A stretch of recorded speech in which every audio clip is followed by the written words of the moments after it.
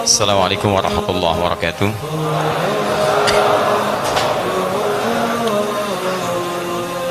Alhamdulillahi wa kafa.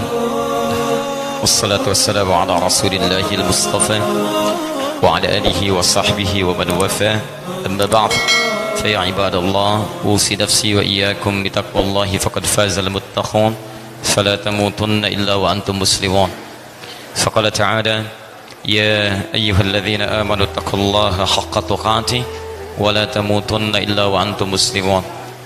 وقال: يا أيها الناس اتقوا ربكم الذي خلقكم من نفس واحدة وخلق منها زوجها وبث منهما رجالا كثيرا ونساء واتقوا الله الذي تساءلون به والأرحام إن الله كان عليكم رقيبا. Saudara-saudariku dan pemirsa Akhir TV dimanapun Anda berada, alhamdulillah malam ini telah masuk pada penanggalan 19 Rabiul Awal 1439 Hijrah. Kita mendapatkan kesempatan yang sungguh terbaik dari Allah Subhanahu wa taala, yaitu kesempatan untuk bisa terus meniti nilai-nilai ibadah kita, menutupi kekurangan kita, sehingga dengan bekal itu saat kita pada waktunya kembali kepada Allah, insya Allah sudah semakin lebih baik dalam pandangan Allah Subhanahu wa taala.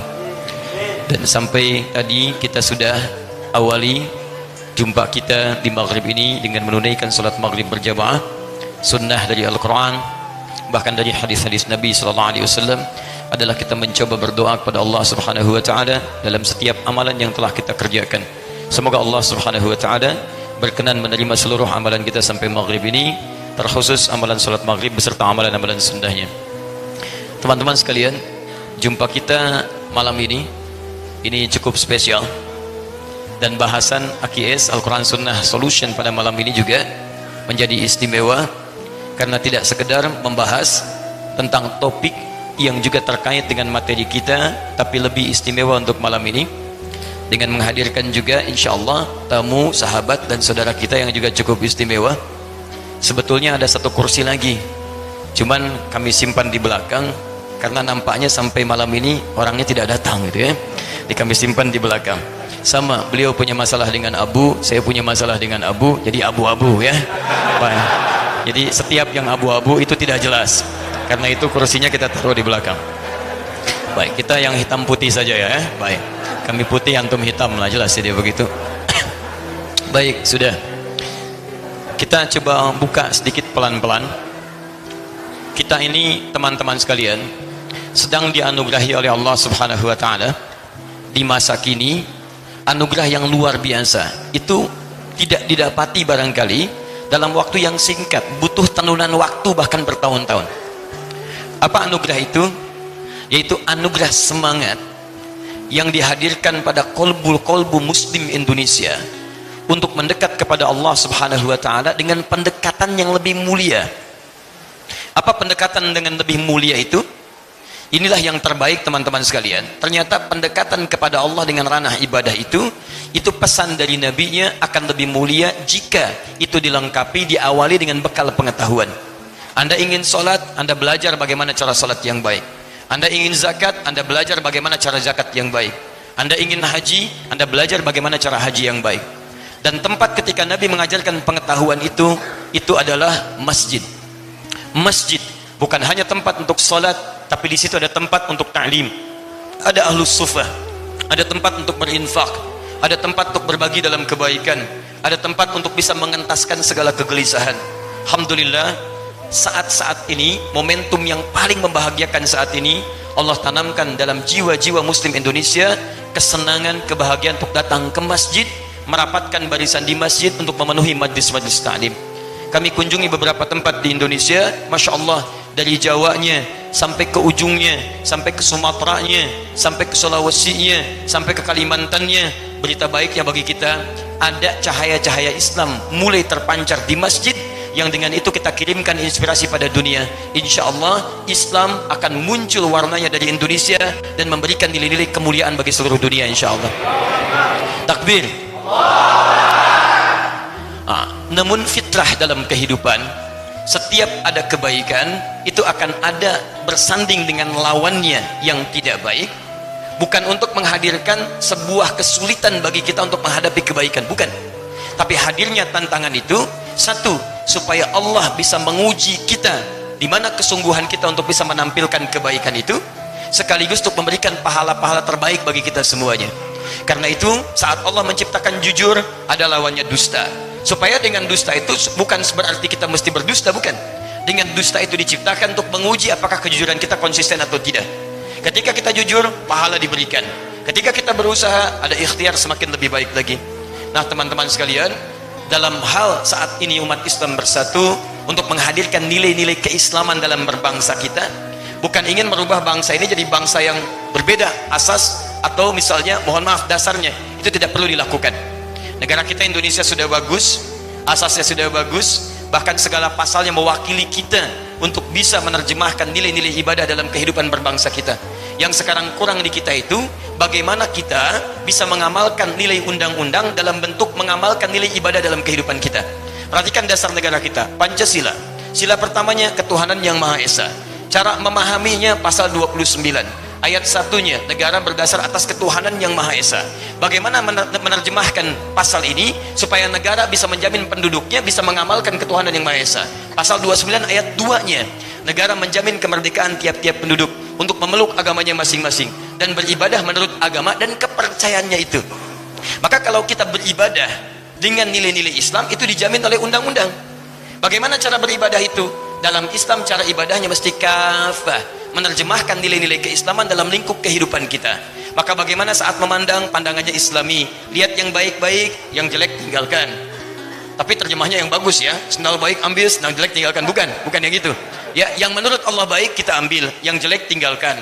Lisannya baik, tidak ada lisan dusta. Telinganya baik, tidak mendengar yang buruk-buruk, termasuk tangan sampai ujung kakinya. Maka dari itulah kalau umat Islam di Indonesia yang jumlahnya terbesar di dunia, semuanya menerapkan nilai Islam dalam kehidupan. Pengusaha tangannya baik, tidak ada maksiat dengan tangan. Maaf, misal diplomat, birokrat, militer, kita rakyat dan sebagainya, semua dari ujung kepala sampai ujung kaki baik. Maka demi Allah saya katakan akan tentram kehidupan di bumi Indonesia ini dalam nilai-nilai yang terbaik. Baik hubungan kita dengan orang sesama muslim ataupun juga muslim dengan non muslim, insya Allah akan tercipta kebaikan-kebaikan. Tidak ada sejarahnya ketika orang Islam bisa memberikan warna dalam kehidupan dunia, tidak ada sejarahnya ketidakcocokan dengan umat yang lain. Silahkan cek dimanapun. Islam di Arab begitu muncul tantangan dihadapi, masuk Islam di puncaknya, ternyata yang di bawahnya bisa hidup dengan damai. Islam dibawa ke Spanyol di Eropa, begitu diterapkan nilai Islam yang muncul peradaban, bisa hidup berdampingan. Islam dibawa ke Baghdad, Babilonia, muncul nilai Islam, bisa hidup berdampingan. Islam dibawa ke Nusantara, yang Hindu tenang, yang Buddha tenang, yang lain tenang. Jadi jika antum berislam sekarang membuat tetangga-tetangga kita yang Nasrani tidak tenang, membuat yang Hindu tidak tenang, membuat yang Buddha tidak tenang dengan sikap kita, maka ada yang salah dengan keislaman kita. Ada nilai-nilai yang harus kita praktikkan. Hanya tantangannya ketika sekarang orang semangat untuk bersatu menghadirkan nilai Islam, kita dihadapkan pada tantangan untuk menguji ketangguhan kita dalam menerapkan nilai keislaman itu. Di antara ujian itu teman-teman sekalian, kalau datang dari luar barangkali akan lebih banyak kelihatan. Tapi ini datang dari dalam diri kita sendiri, dalam tubuh umat Islam sendiri. Dah penyakitnya kadang tidak sadar kita pun melakukan itu. Apa diantaranya? Satu adab. Adab di dunia maya, adab di dunia nyata. Ini yang jadi kelemahan kita sekarang. Banyak orang ke majelis ilmu belajar ilmu, tapi sedikit yang belajar adab. Padahal ulama dulu, bahkan ada yang menyebut teman-teman yang ikut kajian salaf dan sebagainya, ingat, ulama salaf itu dulu itu mendahulukan adab dibandingkan dengan ilmu. Bahkan ada yang belajar adabnya sampai 20 tahun, ada yang 30 tahun, belajar ilmunya 10 tahun. Adab didahulukan, ketika adab dapat baru ilmu muncul. Imam An-Nawawi, kebanyakan orang mengkajinya Al-Arba'in 42 hadis, Riyadus Shalihin 1896 hadis. Padahal yang beliau tulis pertama kali tentang adabnya dulu, At-Tibyan fi Adab Hamalatil Quran. Begitu menguasai adabnya, Al-Arba'in akan cepat dikuasai. Riyadus Shalihin akan gampang dipahami. Al-Majmu'nya akan gampang kita telan. Adabnya dulu. Kiai Haji Muhammad Hashim bin Asy'ari menulis 19 kitab. Sebelum menulis Risalah Ahlussunnah Al-Jamaah, ya, An-Nurul Mubin fi Mahabbati Sayyidil Mursalin dan turunan yang lainnya, yang ditulis pertama apa? Kitab adab dulu. Jadi ini kelemahan kita sekarang, sehingga mohon maaf kita ingin menegakkan nilai Islam di dunia maya, adabnya hilang. Adabnya hilang. Silahkan cek betapa banyak di antara kita saling mencela. Betapa banyak di antara kita saling menuduh, betapa banyak di antara kita, mohon maaf, saling menyalahkan, saling membuat hal yang tidak baik dalam kehidupan. Padahal antum tahu ketika mengerjakan itu salah. Tapi kenapa bisa muncul? Ada sesuatu yang mesti kita kaji. Dan yang hebat teman-teman sekalian, dunia nyata pun tidak ingin ketinggalan. Hadir di lingkungan kita dalam nilai-nilai dunia nyata yang sekarang dihadapkan pada tantangan besar kepada kita. Inilah kemudian ada yang mengaku muslim hadir di sekitaran kita, tapi tidak beradab, bukan hanya dengan sesama makhluk, tapi bahkan adabnya kepada Allah Subhanahu wa taala tidak ditemukan. Karena itulah malam ini kita coba akan kupas teman-teman sekalian wilayah-wilayah adab itu, bagaimana kemudian kita bisa menyikapinya. Dan berita hebatnya, alhamdulillah, saya sangat bersyukur kepada Allah Subhanahu wa taala, dalam 3 hari kebelakang ini Allah telah titipkan di lisan-lisan dan tulisan tangan orang ini hadis-hadis Nabi sallallahu alaihi wasallam dan nilai-nilai pengetahuan yang Allah tanamkan pada kita sebagai informasi besar bahwa kita menghadapi tantangan yang tidak mudah. Ada sesuatu yang kita bisa kaji malam ini, plus saya datangkan dengan kitabnya, dengan referensinya yang telah ditulis ratusan tahun yang lalu. Ternyata kita dapatkan sekarang nilai-nilainya, plus dengan tokoh-tokohnya, plus dengan data-datanya. Mudah-mudahan dengan semua itu kita bisa menyikapi dengan baik, dan nanti kita akan berbagi dengan Ustadz Felix. Tapi ingat, pembicaraan kita pembicaraan yang ilmiah. Ilmiah itu sifatnya ada argumentasi, ada data, ada hitamnya, ada putihnya. Yang abu-abu tidak kita bahas, ya. Baik. Alhamdulillah. Baik ya. Alhamdulillah. Celananya hitam, bajunya putih, ya. Baik. Yang hijau yang tidak jelas tidak kita angkat. Baik. Bismillah, kita berikan dulu sesi untuk Ustadz Felix, karena ini dunia maya, dunia nyata. Dalam dunia maya, ini beliau lebih eksis, ya. Bahkan kemarin di TV One followernya paling banyak, ya. Ini luar biasa lah, ya. Kalau saya barangkali banyak kekurangannya di situlah, ya. Baik, jadi kalau saya berbagi belakangan saja. Saya makhluk dunia nyata, ini makhluk dunia maya, ya. Alhamdulillah. Baik, dunia maya permainannya halus, dunia nyata langsung berhadapan. Jadi kalau Anda ingin mengenal makhluk halus, samping saya juga ada. Bismillah. Baik, langsung saja karena waktu kita ke Isya ada beberapa yang singkat. Saya langsung berikan mic saya insyaallah supaya saya tidak punya kesempatan untuk memotong beliau. Bismillah. Bismillahirrahmanirrahim. Assalamualaikum. Assalamualaikum warahmatullahi wabarakatuh. Alhamdulillahirabbil alamin. Wassalatu wassalamu ala asrofil anbiya'i wal mursalin wa ala alihi wa sahbihi ajma'in. Asyhadu an la ilaha illallah wa asyhadu anna Muhammadan abduhu wa rasuluhu la nabiyya ba'da. Wa qala Allah ta'ala fil kitabihil karim, a'udzu billahi minasyaitonir rajim. Bismillahirrahmanirrahim. Wa man ahsanu qala mimman da'a ilallah wa amila shalihan wa qala innani minal muslimin. Alhamdulillah, puji dan syukur senantiasa kita panjatkan kepada Allah Subhanahu wa taala, Rabb semesta alam, pencipta langit dan bumi, pencipta kita semuanya. Kepadanya lah kita menyembah, kepadanya lah senantiasa kita bersyukur, karena kepadanya pula kita akan dikembalikan pada satu saat yang tidak ada keraguan di dalamnya. Salat dan salam semoga tercurah dan terlimpahkan kepada baginda Nabi besar Muhammad sallallahu alaihi wasallam, manusia mulia yang insyaallah senantiasa kita teladani, senantiasa kita contohi setiap perbuatan-perbuatan maupun perkataan-perkataannya, dan kita memohon kepada Allah agar setiap yang beliau bawakan buat kita ini mampu kita tiru, mampu kita teladani, mampu kita contoh sampai dengan kita dijemput oleh Allah Subhanahu wa taala. Amin. Alhamdulillah, ikhwani fillah dirahmati Allah. Tadi zuhur saya mendapatkan pesan singkat di WhatsApp saya. Lalu kemudian menyampaikan begini, Ustadz Adi Hidayat dari kemarin mencoba menelpon antum nggak bisa-bisa. Saya langsung mencelos kemudian jantung saya. Lalu saya mikir begini, ini saya kemarin salah ngomong apa gitu kan. Sampai kemudian saya dipanggil kemari, karena memang alhamdulillah saya menerima banyak sekali nasihat daripada beliau, menerima banyak sekali ilmu daripada beliau. Alhamdulillah pada hari ini bisa berjumpa dan kemudian menimba nasihat itu lagi, karena saya pikir saya salah apa ya semalam ya gitu kan, yang ngomong di ILC itu ya. Tapi alhamdulillah ternyata bukan itu gitu kan ya, yang menjadi permasalahan.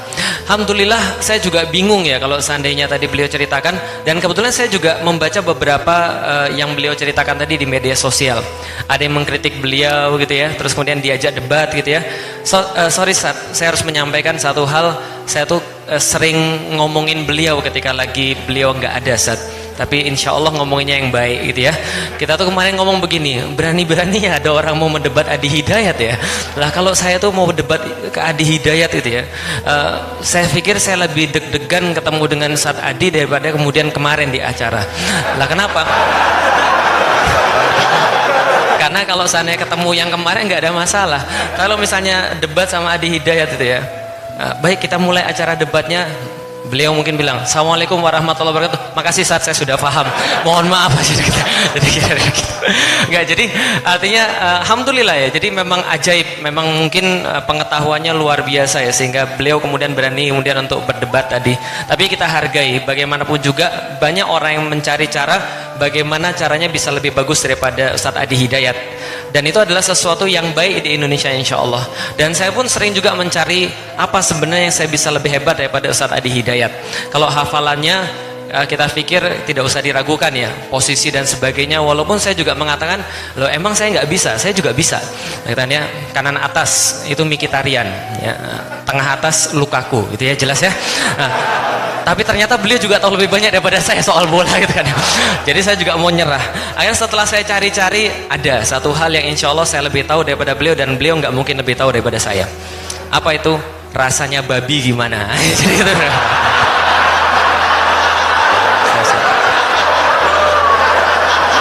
Nanti jangan sampai di media sosial antum posting kayak gitunya gitu. Enggak, jadi gini Bapak Ibu sekalian atau teman-teman sekalian, alhamdulillah. Jadi kita ini hidup di dalam dunia yang memang sekarang lebih banyak dunia mayanya ya. Dan saya sudah nulis dalam buku saya judulnya The Art of Dakwah, bahwa dalam buku The Art of Dakwah ini ada perubahan lanskap dakwah yang sangat besar, yaitu adalah bahwa dakwah ini mulai banyak sekali di media sosial, dan itu mulainya ketika tahun 2007. Ketika teman-teman lebih banyak punya handphone, dan bahkan waktu itu pun tukang becak pun punya handphone, dan peningkatannya itu tinggi sekali.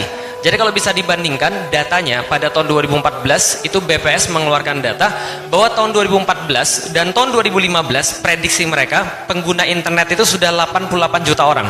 Bisa difahami ya, jadi 88 juta pengguna internet. Setelah kemudian diteliti pada tahun 2015, ternyata bukan 88 juta pengguna internet, tapi 96 juta pengguna internet. Sekarang katanya roughly sekitar 100 sampai 115 juta pengguna internet di Indonesia. Yang menarik adalah teman-teman sekalian, setelah dilihat daripada data BPS tadi, ternyata di antara 100-an juta pengguna internet itu, ternyata 80% di antara mereka adalah namanya digital native. Digital native ini adalah orang-orang yang mereka lebih banyak hidup di media sosial dan sudah tidak lagi analog. Kalau saya, Ustadz Adi, itu lahir di zaman analog, tapi beraktivitas di dunia digital. Maka kita sebenarnya penjembatan antara dunia analog dan dunia digital. Tapi ada orang-orang yang sudah lahir di dunia analog, nggak bisa beradaptasi dengan dunia digital. Ada pula orang-orang dunia digital yang tidak lagi tahu tentang dunia analog. Inilah namanya digital native. Ciri-cirinya dipublis oleh media, ciri-ciri digital native ini adalah satu, mereka lebih rela kehilangan kuping daripada kehilangan paket internet. Ini mereka. Jadi saking kemudian keterlibatan mereka dengan HP ini sangat tinggi sekali, dengan gadget ini, maka mereka lebih mementingkan paket internet daripada telinga mereka. Ini adalah kemudian dunia digital native. Nah, ternyata 80% daripada ratusan juta itu, atau sekitar 80 juta orang di Indonesia itu beraktivitas di internet. Pertanyaannya, mereka beraktivitas di internet berapa lama? Di zaman saya tahun 90-an, tahun 80-an itu yang paling banyak media penyebaran adalah televisi. Maka orang-orang melihat televisi rata-rata 6 jam per hari atau 5,5 jam per hari di zaman saya. Ciri-cirinya apa? Bapak-bapak yang lahir tahun 80-an angkat tangan, yang lahir tahun 80-an? Nggak ada, atau lebih bawah daripada tahun 80-an, 75, 77 gitu. Siapa pembawa acara dunia dalam berita? Sudah pasti paham. Jadwal-jadwal TV biasanya kita apal. Itu yang nggak mungkin diapalkan pada orang-orang zaman sekarang. Kenapa? Dunianya beda. Kita nonton TV, mereka tidak. Ternyata zaman sekarang TV itu tidak banyak yang nonton. Mungkin sekitar 3,5 jam per hari. Dan ternyata banyaknya orang-orang menghabiskan di dunia media itu habisnya di internet sekitar 50 menit itu di dunia internet. Dan ternyata 90% atau lebih itu dihabiskan di media sosial. Bisa dipahami sampai di sini? Bahwa ada perubahan lanskap yang cukup besar pada dunia dunia dakwah, bahwa aktivitas-aktivitas dakwah yang dulu ada di koran, dulu ada kemudian di televisi, kemudian sekarang masuk ke dalam dunia maya, media sosial, sebagai tempat penyebaran yang paling besar. Maka siapapun yang bisa eksis di dunia maya, maka dia memimpin apa yang terjadi di dunia nyata. Begitu Ustaz. Alhamdulillah gitu. Ini bukan apa-apa. Saya jadi grogi. Masyarakat nyata, masyarakat analog, prolog. Baik. Jadi, nah kita lanjutkan. Alhamdulillah. Jadi ini adalah kemudian perubahan lanskap yang cukup besar. Nah sehingga banyaklah kemudian perdebatan-perdebatan itu sekarang dunia media sosial, teman-teman sekalian. Nah perlu kita sampaikan sebenarnya, teman-teman sekalian, apa sih kunci daripada semua ini? Kunci yang pengen saya sampaikan pada malam ini sebelum kita kemudian sholat isya adalah inti daripada dakwah, teman-teman sekalian, yang mengawali daripada adab, ilmu dan sebagainya yang saya pelajari dari beliau, saya pelajari daripada ustadz-ustadz yang sekarang insya Allah ikhlas berdakwah di Indonesia. Ini ada satu hal yang menjadi inti daripada dakwah. Andaikan kita berbicara tentang ukhuwah, maka inti daripada ukhuwah adalah mahabbah, saling cinta di antara kita.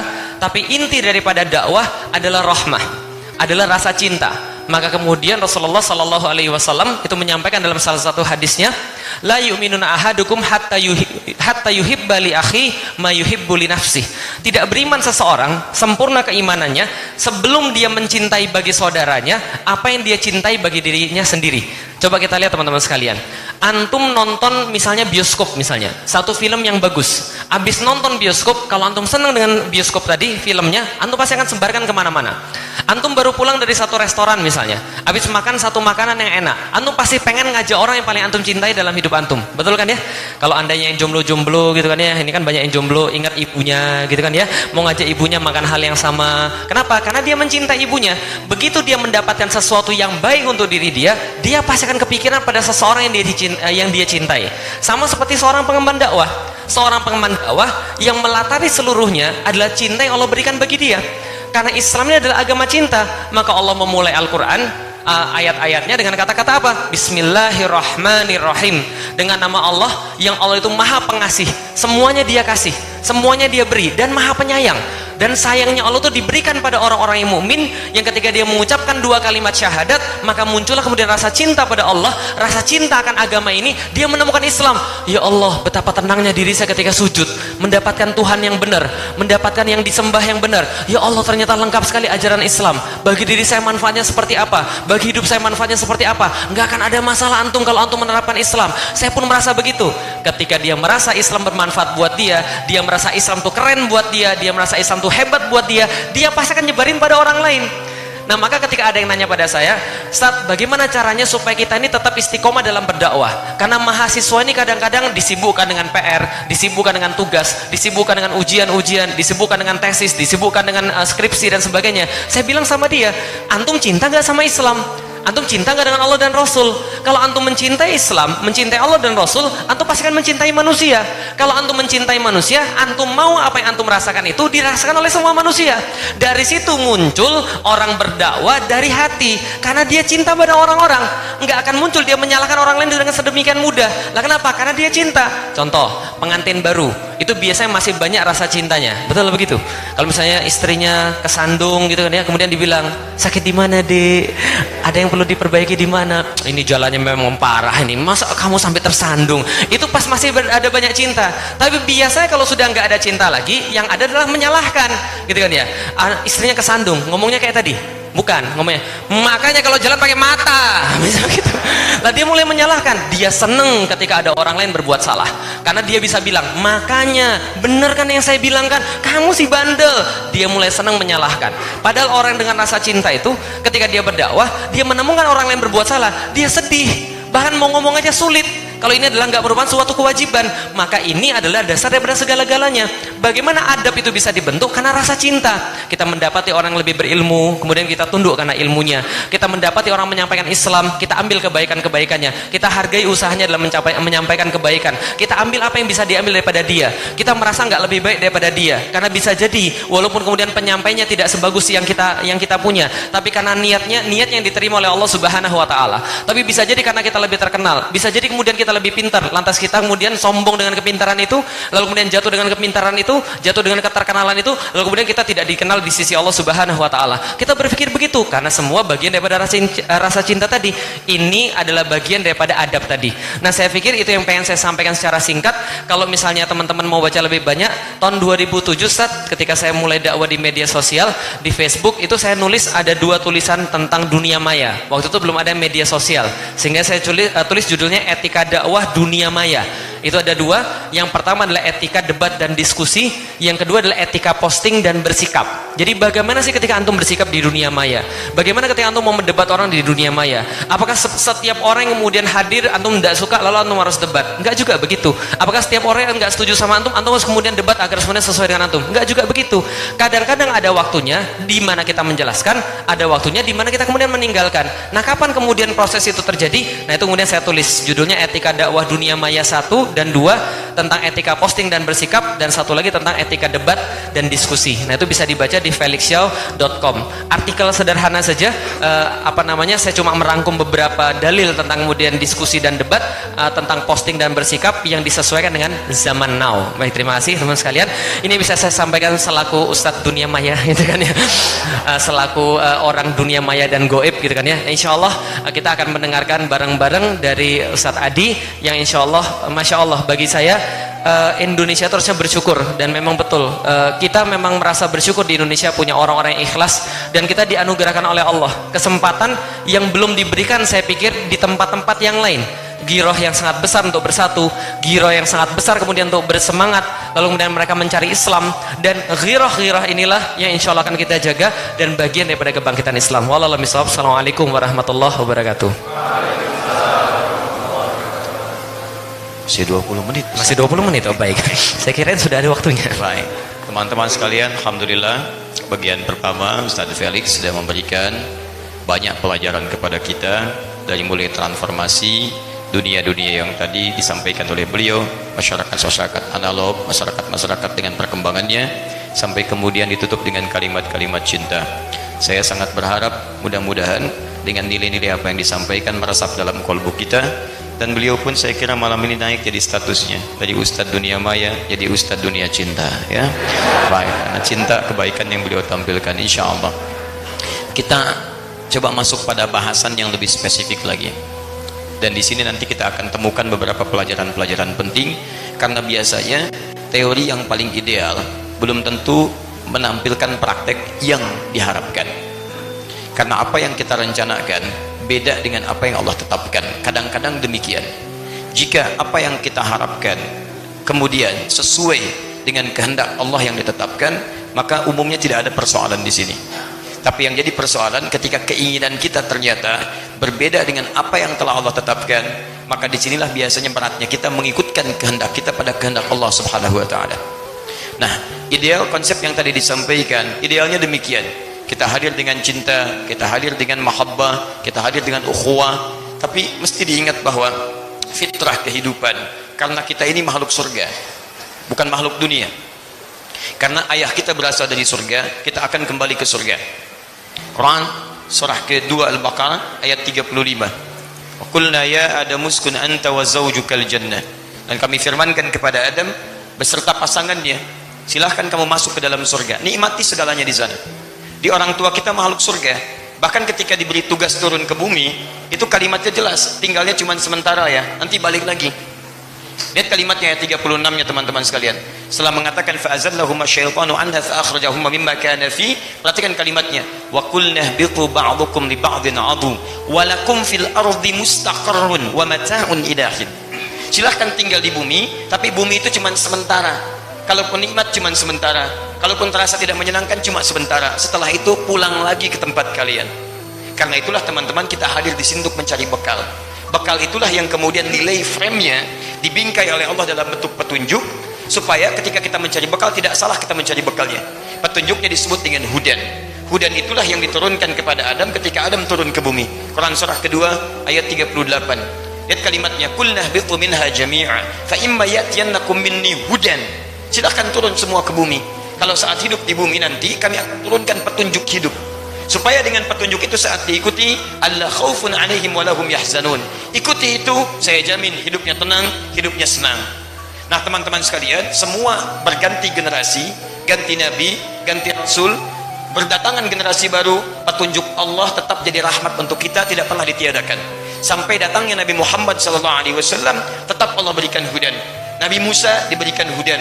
Quran surah ke-17 ayat yang kedua, wa ataina Musa al-kitaba wa ja'alnahu hudan li bani Israil. Musa diberi kitab jadi hudan, Isa diberi kitab jadi hudan. Quran surah 19 ayat 31 sampai 33-nya. Teman-teman sekalian semua punya. Nabi Muhammad SAW diberikan hudan. Apa bentuknya? Quran surah kedua Al-Baqarah ayat 185, paling kiri di pertengahan. Syahrul Ramadan alladzi unzila fihi al-Quran hudan linnas. Di era Nabi Muhammad SAW sampai berakhirnya kehidupan manusia, maka hudannya berada dalam bentuk Al-Quran. Dalam Quran itulah dijelaskan prinsip kehidupan, penjelasan Al-Quran di lisan Nabi Muhammad SAW, penjelasan Al-Quran dan hadis Nabi tentang apa yang disampaikan Ustadz Felix tadi, ternyata keterangannya luar biasa. Semua tantangan-tantangan kehidupan yang dilakukan dengan penuh cinta akan menghadapi lawannya sebagai ujian seriusan bagi kita, sekaligus pemberian pahala. Kalau tidak ada lawannya, tidak mungkin sifat mahabbah bisa muncul dalam kehidupan. Contoh, saat Allah menciptakan sabar akan dibuat lawannya. Marah misalnya. Marah ini diciptakan bukan ingin menjadikan manusia pemarah, bukan. Tapi untuk bisa melatih kesungguhan manusia sehingga bisa menampilkan sabar dalam kehidupan. Sebab kalau tidak ada marah, sabar nggak akan muncul. Ini hujan nggak ada, angin tenang, nggak ada macam-macam. Tiba-tiba saya katakan pada Ustadz Felix, sabar ya, sabar gitu. Nggak ada masalah, nggak ada macam-macam masalah. Antum pulang ke rumah, nggak ada masalah sama istri, hujan nggak ada, panas juga biasa, mohon maaf, kilat tidak ada, tiba-tiba bilang, mah, sabar ya mah ya, sabar, Masya Allah. Istri anda paling lihat kepada anda, Pak, kenapa? Tidak ada, saya nggak sebut sehat lah, ya, agak berbeda di sini. Lihat teman-teman sekalian, jadi selalu ketika kita akan mengerjakan kebaikan, ada lawannya yang terlihat tidak baik. Saya menggunakan bahasa yang halus, terlihat tidak baik. Kenapa pasalnya dihadirkan? Untuk menguji supaya yang baik muncul, sekaligus pahala diberikan. Bukankah saat sabar ada pahala? Bukankah sabar yang mendekatkan anda dengan Allah? Quran surah kedua Al-Baqarah ayat 154, paling kanan sebelah bawah, innallaha ma'as sabirin. Di ayat 153-nya, innallaha ma'as sabirin. Ya ayyuhalladzina amanu ista'inu bis-sabri was-shalah. Lihat, innallaha ma'as sabirin. Bukankah sabar yang mengantarkan ke surga?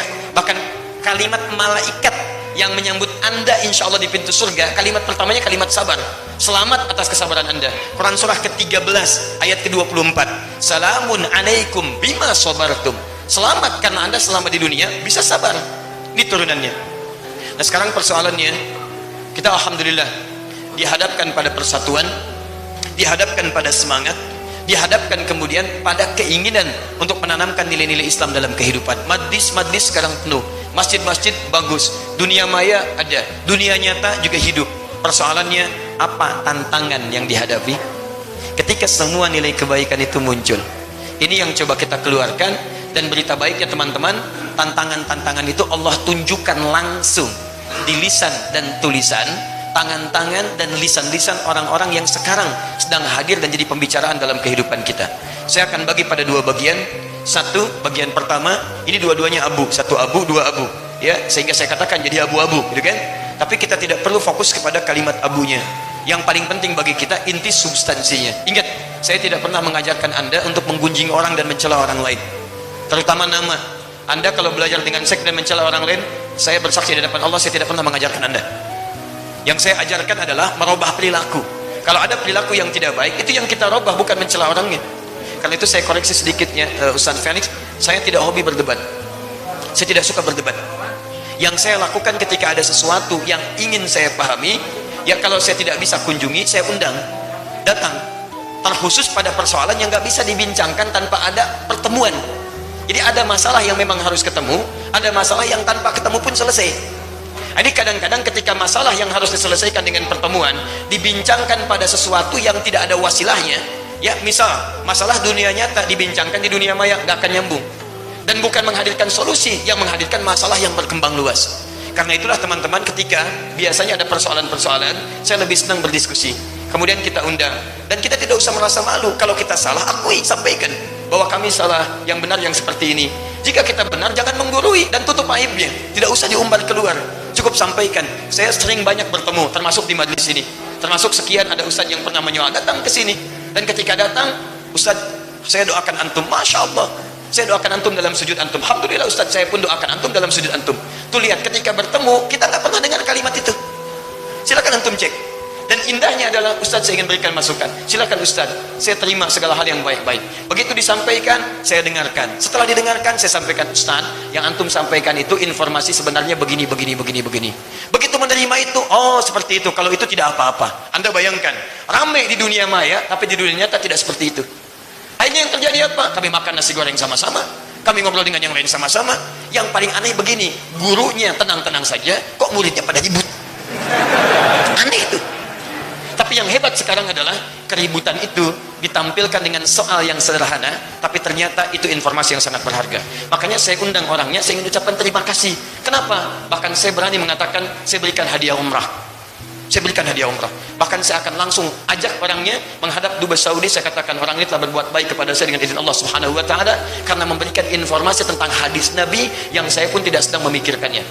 Tidak ada masalah ketika dia menyoal, kok beda ya, beli kitabnya di tempat yang sama, kemudian jenisnya sama, tempatnya sama, keadaannya sama, kok tidak ada ya di hadis Muslim? Masya Allah, itu kitab saya masih ingat belinya di mana, warnanya apa, tempatnya di mana, orangnya apa, saya pakai baju apapun saya masih ingat pada saat itu.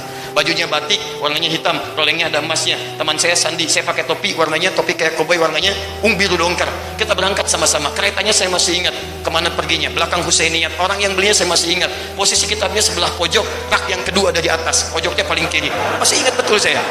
Harganya kalau dikonversi 450.000, cetakannya dari Darul Hadis, ada sebuah halamannya, ada sebuahnya, kita tunjukkan.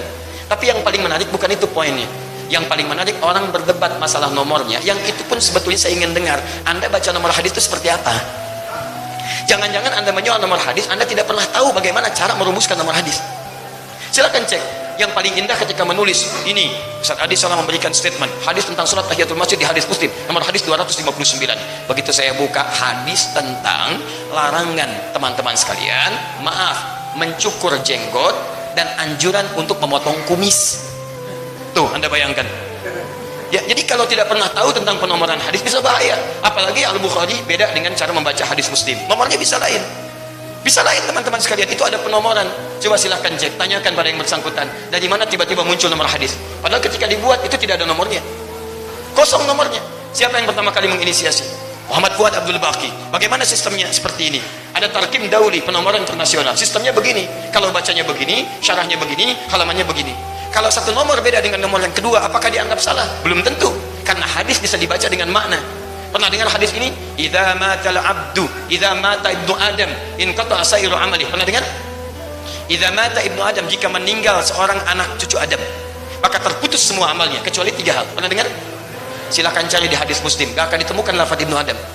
Yang ada idza matal abdu atau idza matal insan. Insan, 9 lafaz di hadis Muslim. Tapi apakah salah disebutkan dengan idza matal abdu? Banyak yang menyebutkan. Ulama, pakar tafsir, pakar hadis. Salah enggak? Enggak. Hanya orang yang tidak tahu hadis ketika menyebutkan itu salah, karena hadis bisa diriwayatkan dengan makna. Logika sederhananya begini, Nabi menyampaikan di banyak orang, apakah ketika semua orang keluar kalimatnya akan sama dengan Nabi SAW? Tidak. Ustaz Felix pada hari ini datang mengatakan bahwa beliau Ustaz dunia maya, menyampaikan dengan penuh cinta dan ditutup dengan kalimat-kalimat cinta. Ya, ada perbedaan dengan Ustaz Adi. Perbedaannya adalah cuman masalah makan daging babi, misal gitu kan? Bisa saja, misal. Saya sampaikan seperti ini, Anda keluar lagi, ulang kalimat saya dengan serupa. Ustaz Felix, mic-nya masih ada, ulangi. Serius nih Ustaz. Sudah, hadisnya dhaif. Baik. Teman-teman sekalian. Baik. Alhamdulillah. Baik. Enggak apa-apa. Enggak apa-apa, itu lebih baik daripada menyampaikan salah. Tapi ketika menyampaikan sesuatu dengan kalimat berbeda, substansi sama, itulah bedanya hadis dengan Al-Quran. Kalau Al-Quran dijamin oleh Allah, lafaz dan maknanya tidak akan berubah. Makanya dari zaman old sampai zaman now, itu sama semua. Gak ada beda. Jaminannya ada, Quran surah 15 ayat 9. Inna nahnu nazzalna dzikra wa inna lahu lahafizun. Kami yang turunkan Al-Quran sebagai zikir peringatan bagi manusia, kami yang jaga, Allah yang jaga. Antum gak usah repot-repot jagain, Allah yang jaga. Sampai kiamat terjadi, sampai kembali pada Allah akan sama dari awal sampai akhirnya. Tapi hadis tidak ada jaminan menjaga lafadznya. Yang ada keterangan bahwa itu semua bersumber dari wahyu yang Allah sampaikan pada Nabi. Quran surah ke-68. Lihat teman-teman, ketika Allah firmankan kepada Nabi SAW dari ayat surah 53-nya dulu. Apa surah 53? Wan najmi idza hawa ma dhalla sahibukum wa ma ghawa wa ma yantiqu 'anil hawa in huwa illa wahyu yuha. Quran surah 53-nya dulu dari ayat 3 sampai 4-nya. Lihat baik-baik kalimatnya. Hadis yang disampaikan oleh Nabi, kata Allah Subhanahu wa taala, itu substansinya wahyu yang diturunkan oleh Allah kepada beliau. Cuman lafadznya tidak dijaga. Untuk membedakan Al-Quran dengan hadis, bayangkan kalau Al-Quran, maaf, dan hadis pun, hadis teman-teman sekalian, itu pun lafadznya harus persis sama. Berapa banyak kitab yang harus dikumpulkan, yang harus antum hafalkan, yang dibawa kemana-mana. Mushaf yang sekarang saja tebalnya sudah luar biasa, dan itu dimudahkan. Bagaimana dengan hadis yang dikumpulkan sekian jilid yang antum harus hafalkan? Karena itulah atas berkat rahmat Allah yang maha kuasa, dan dengan didorongkan oleh keinginan luhur dari kita semua, ketika kita berinteraksi dengan hadis, kita tidak harus menghafalkan lafadznya, tapi bisa diriwayatkan dengan maknanya. Karena itu hadis basmalah ada 70 hadis, hadis tentang makan ada 10 hadis, hadis tentang isbal bahkan ada yang menghitung sampai 143 hadis. Apa intinya? Kalimat yang sama dengan lafadz yang berbeda-beda, karena yang meriwayatkan belum tentu orang yang sama. Paham sampai sini? Yang paling menarik halaman 111 di kitab saya ya. Kalau kitab yang disebutkan saya kurang tahu, karena nggak pernah nunjukin kitabnya, itu masalahnya. Ini kitabnya ya, ini saya sering katakan, makanya ketika saya menerangkan hadis saya sering terangkan itu kitabnya, bukan saya ingin menyampaikan saya hafal, bukan. Maksud saya kalau orang ingin mencari itu bisa mencari yang sama, dan dilihat kalau saya keliru ingatkan, kalau benar berarti kita punya kitab yang sama. Cetakan Darul Hadis tahun 2005, warnanya biru dongker, ya kan? Saya sebutkan, buka halaman 111 paling kiri sebelah atas. Ustaz Felix bisa dicek misalnya yang ini jilid pertama ya, halaman 111 posisi paling kiri sebelah atas, bab yang keempat, hadis nomor 6. Itu yang pernah saya sebutkan. Tafsir nomor 6 ada di nomor 7, keterangannya di bab yang selanjutnya. Gak usah capek-capek Ustaz, sudah saya tandain di sini.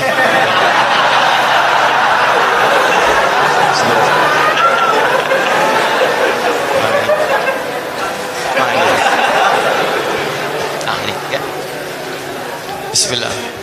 Bukan, memang tandanya tadi copot itu ya. Baik, makanya beliau ulang kembali. Nah, itulah kurang lebih lah ya. Baik, teman-teman sekalian, perhatikan. Babun nahyi an akhdhi riwayati. Ada Ustaz babnya sebelah kiri, Masya Allah. Bab larangan untuk mengambil informasi riwayat. Awas. Informasi riwayat apalagi ajaran-ajaran agama. Awas, hati-hati. Anid du'afa, dari orang-orang yang dianggap lemah riwayatnya. Perhatikan baik-baik, saya langsung kepada ujung hadisnya saja. Itu yang berbicara tentang dahsyat sekali. Perhatikan ya, ini yang paling penting. Sayati fi akhir zamani, riwayat lain fi akhir ummati. Yang pertama di hadis nomor 6 yang mengatakan unasun. Siapa unas di situ? Nomor 7-nya, dajjaluna kadzabun. Akan datang di masa-masa akhir umatku para dajjal pendusta. Saya sering katakan pada Anda, kalau kalimat dajjal tanpa menggunakan masih, berarti itu sifatnya. Kalau menggunakan masih berarti makhluknya. Masih dajjal itu masuk makhluknya yang menyerupai keadaan Nabi Isa alaihissalam. Tapi kalau dajjal saja itu diantara sifatnya. Apa diantara sifat dajjal? Dusta. Tapi dustanya bukan urusan dunia. Awas, hati-hati. Bukan masalah dagang berdusta. Kalau cuma dagang berdusta zaman jahiliyah sudah ada. Dan Nabi menyebutkannya bukan pada saat masa Nabi, tapi masa nanti setelah kehidupan Nabi SAW.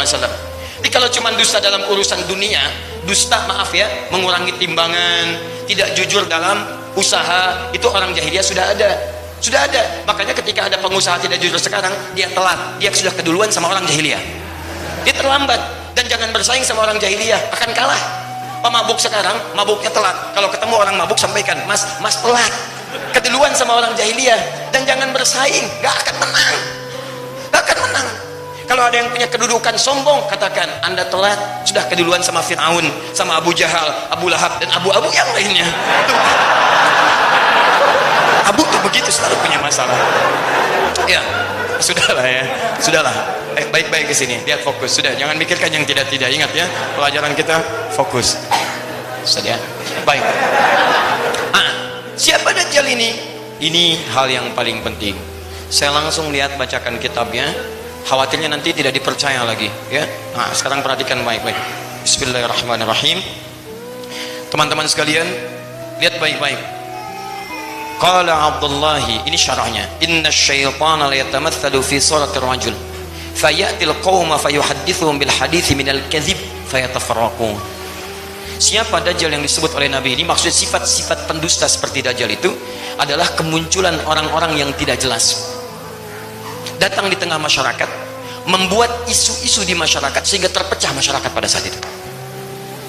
Perhatikan, saat orang rame-rame menyoal beberapa hal, saya diberikan anugerah oleh Allah Subhanahu wa taala, terlihatnya seperti tidak menyenangkan, tapi sebetulnya itu informasi dari Allah Subhanahu wa taala. Akan muncul orang-orang yang gak jelas ini siapa sebetulnya. Di dunia maya gak kelihatan, dilacak gak ketemu, cari-cari gak ada, tiba-tiba muncul aja. Dan paling anehnya begini, perhatikan tuh baik-baik ya. Setiap kita berusaha untuk bersatu, menghadirkan nilai Islam dalam kebaikan, terlepas dari perbedaan yang ada, yang bisa didiskusikan, diambil satu poin yang sama, nilai kebaikannya. Setiap kita ingin mewujudkan nilai kebaikan, selalu muncul tuh yang seperti itu. Dulu kita arahkan, ayo kita sama-sama tingkatkan keislaman, tampakkan nilai keislaman, tiba-tiba jreng, potongan video muncul. Terus satu tugas itu. Begitu sudah muncul, yang lain nyerang. 1, 2, 3, 4, 5, 6 muncul. Muncul istilah tahdzir. Tahdzir ditulis buku Manhaj Tahdzir kelas eksekutif. Itu masih agak lumayan, kelas eksekutif terhormat. Ya punya pengetahuan, punya macam-macam. Yang sekarang agak repot, naik kelas juga enggak. Yang dulu kelas eksekutif, yang sekarang naik kelas juga enggak. Makanya saya bikin bukunya agak repot kalau seperti itu. Tapi poinnya sama. Begitu video ini dicari, hilang. Yang berbahaya adalah ketika yang menyoal itu menggunakan dalil-dalil itu yang jadi masalah. Saya urutkan ini siapa sebetulnya. Tapi yang paling menarik jawabannya ada pada hadis Nabi Sallallahu Alaihi Wasallam. Saya menerangkan tentang sesuatu, itu kan momennya tentang persatuan. Saya ajak ayo bersatu, belajar ke ustadz ini, belajar ke ustadz ini, belajar ke ustadz ini. Mendekati momen persatuan, apa yang terjadi? Tiba-tiba jreng, muncul video baru. Selalu begitu. Dan yang dipotong itu yang paling aneh. Motong video bisa dipotong. Orang motong kue, dia motong video. Adi Hidayat mengkafirkan orang menyebut maulud. Demi Allah saya katakan, wah itu dusta luar biasa. Berdusta atas nama agama. Antum yang lihat video seutuhnya, antum tidak akan pernah menyimpulkan seperti itu. Paling aneh begini, yang paling aneh, orang yang hadir di majlis ilmu seluruhnya yang datang, yang menyimak dari awal, tidak ada persoalan. Mau bel bunyi, mau tidak ada persoalan. Yang paling aneh, tidak pernah datang ke kajian, tidak melihat video secara utuh, tiba-tiba motong video, disebarkan dan menyebarkan isu. Anda tahu apa yang terjadi? Hadis ini benar. Ketika itu disimpulkan, Allahu Akbar, muncullah orang begini. Sampai di Kuningan ada satu desa hampir berselisih karena potongan video yang ditampilkan itu. Bagaimana menganalisis itu semua sampai pada kesimpulan hadis Nabi apakah diakui atau tidak? Karena kata Abu yang lain itu 200 tahun setelah Nabi meninggal. Bagaimana kita menjadikan, awas enggak, kita jangan mengolok-olok orang, kita harus menjawab secara ilmiah sehingga kalimat-kalimatnya kita jadikan abu dalam kehidupan dan kita tinggalkan dalam kehidupan. Nanti saya bawakan kitab yang lain dan kitab ini akan membuat kita kaget teman-teman sekalian, karena ternyata itu sudah disiapkan di masa lalu. Bagaimana keadaannya kita akan sambungkan setelah menunaikan sholat isya berjamaah. Saya mohon, karena ini barangkali cukup padat, ini saya lihat sampai keluar-luar, kita posisikan saf yang benar, kita tunaikan sholat dengan baik. Kalau tidak memungkinkan, kita buat 2 bagian insya Allah isyanya. Ya, sepakat sampai sini? Jazakumullah khair. Tolong yang di luar bisa menyesuaikannya. Teman-teman dibantu, yang ada sajadah dikeluarkan saja ya, supaya bisa dibantu teman yang lainnya, saling menolong dalam kebaikan. Assalamualaikum warahmatullahi wabarakatuh. Kita telah menunaikan sholat isya berjamaah. Alhamdulillah malam ini kita semangat untuk beribadah pada Allah Subhanahu wa taala. Maka kita pun semangat bermohon pada Allah semoga salat kita diterima oleh Allah Subhanahu wa taala dan taklim kita malam ini juga diridhai oleh Allah Subhanahu wa taala. Diinformasikan bahwa majelis kami dan masjid kami di sini Al-Ihsan, kami coba untuk bisa menghadirkan nuansa keilmuan dengan izin Allah Subhanahu wa taala dan dengan warna yang tidak ada masalah. Sepanjang frame-nya ada dari Al-Qur'an, dari sunnah, kita coba tampilkan. Dari golongan-golongan manapun misalnya mau berdiskusi, kita coba sampaikan.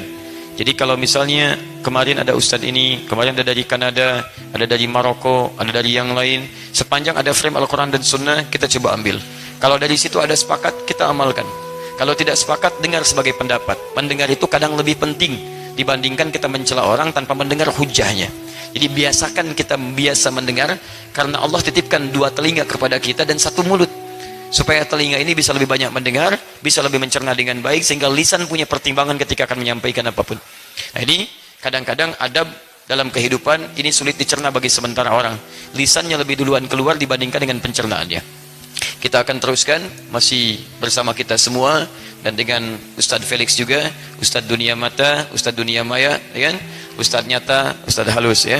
Baik. Kita kembalikan teman-teman sekalian pada konsep kita tadi. Ya, baik. Alhamdulillah, berarti materi ini penting. Begitu penting dari sana, ya, gitu ya. Nah, itu kode namanya. Baik, teman-teman, kita kembalikan bahwa saat kita ingin menjadi baik, terlebih menerapkan nilai Islam dalam kebaikan itu. Jadi saya pernah sampaikan, baik itu di Quran dibagi 5 bagian.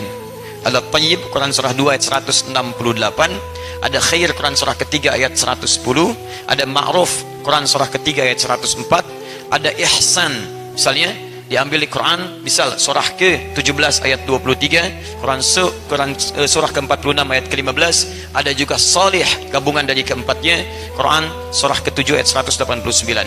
Nah, ada kebaikan yang belum tentu diisi dengan nilai Islam, belum tentu itu.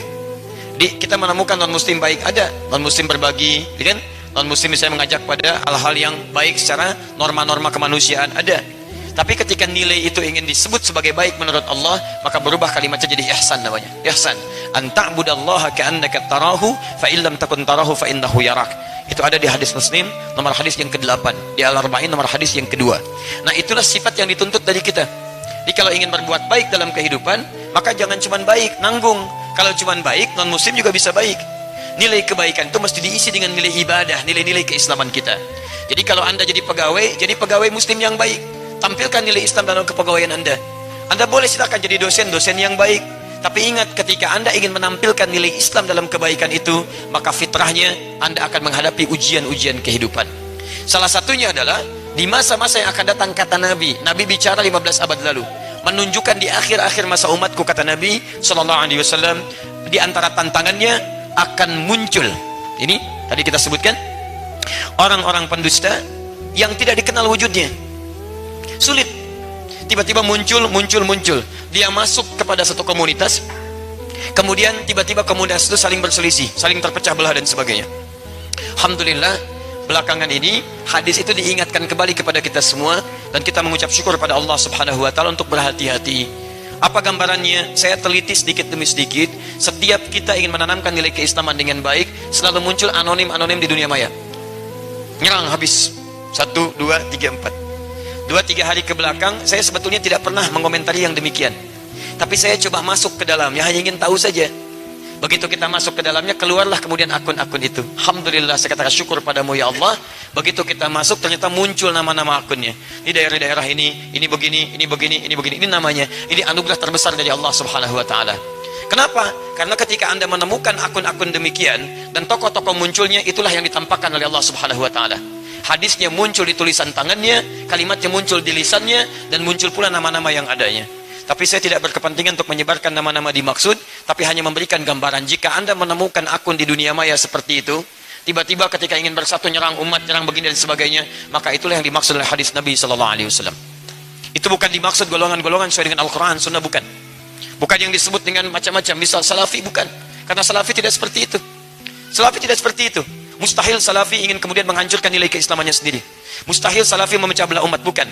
Sejak mulai dakwah salaf muncul, kemudian bahkan sampai di Indonesia misalnya, salaf itu bukan kelompok, bukan golongan.